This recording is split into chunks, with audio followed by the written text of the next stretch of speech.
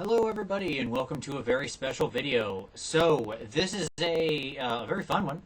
This is going to be all about the finalist pieces I have at the Crystal Brush painting competition going on right now at Adepticon. And guess what? You can vote. You can vote for the stuff you see in this video. And let me tell you what, I would love it if you do so. So if you've ever in your head thought to yourself, my, I would love to give back to Vince in some way for any of the content he's produced, well, guess what? There's a link down in the description. You can click that, take 10 seconds, and vote for the pieces you see here that I'm going to go through. I would be deeply and forever appreciative of your time. And, give me as high a vote as you can. If you feel like it's worth a 10, then please give it a 10. And, of course, vote for anybody else you see there as well. You can see all the various finalists, and there's a lot of amazing stuff this year. A lot of competition. So, remember, links down below. Go vote. I'm going to jump through all the pieces that I have. They're finalists, so you can see them all. You can see me. Give me a vote if you've got the time, and thank you in advance. I appreciate it. So, here we go. Okay, so the very first piece is the Dreams of Avalon. This is a very fun piece I did. This is Kingdom Death. I just kind of wanted to talk about these. I wanted to do something. The knight is called Percival in Kingdom Death, and so when I thought about this knight and her position, the helmet off, holding the sword in her hand, it seemed to me as though she was sort of forlorn, and pensive, and so I thought I wanted to set this on the edge of a sort of like English coastline of her looking, out and west where Arthur had sailed away. Sort of the end of the King Arthur story is, that Arthur gets put on this boat and gets led off to the Isle of Avalon, to heal from his grievous wounds fighting Mordred or whatever. And so I thought it would be interesting to have Percival sort of in the time after that, dreaming of, Arthur's return. So that's what this is. And this was a fun chance to play with, water effects and waves and stuff like that. And a lot of just really fun metal effects and things like that. I thought Percival was always classically sort of portrayed as the one with heart, sort of the strongest heart of the Knights of the Round Table, and so her sword, fortis, which is fortitude, same root word, and strength and all of that. I like doing this piece. I was kind of excited about it. This is going to sound so stupid, but from the helmet alone, just like the helmet she's got in her hands, I thought was really cool.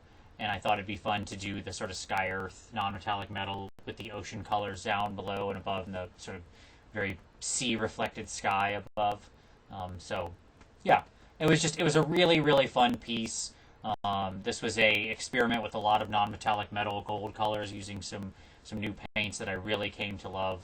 And, fun freehand experiments on her tunic, I guess, or whatever you would call that underneath her armor. All in all, I'm very happy with how she came out, and I'm excited to compete with her. And yeah, there you go. So there she is. And one thing I'm always happy about with these pieces is it's just fun to try to create something like this, to sort of think of the total composition of a piece and do something that is never going to be for gaming.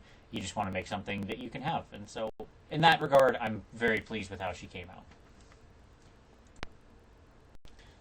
Okay, so this piece is Ascension, and this is the Angel Knight from Kabuki Miniatures, which I really love.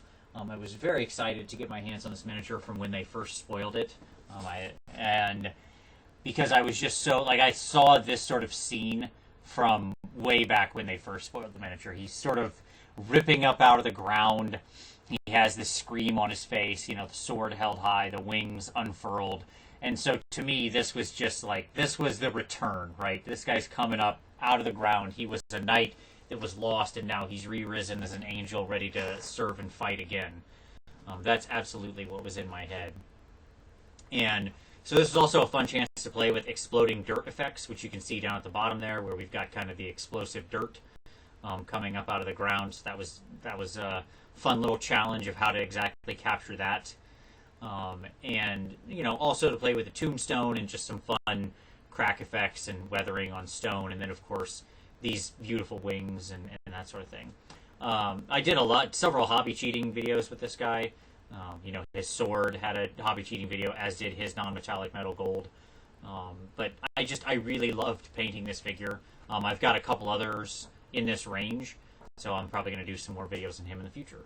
So I was super glad that he was picked as a finalist. It's a really tough category, and yeah, so we'll see how he does. Okay, so Rasputina's crew. This is my unit entry, and I was very excited about doing this one. Last year I took 4th place in this with Karis's crew, which is the Fire Arcanist. So I thought it only appropriate this year to return and do Ice, because that just seemed funny to me. So this is her crew of sort of all the things that are cold. And this gave me a chance to play around in a very singular sort of palette to make everything very cold. So even the browns on Rasputina and on the other figures are, very desaturated. They have a lot of gray in them to sort of winter them out. And the bases were very fun to make.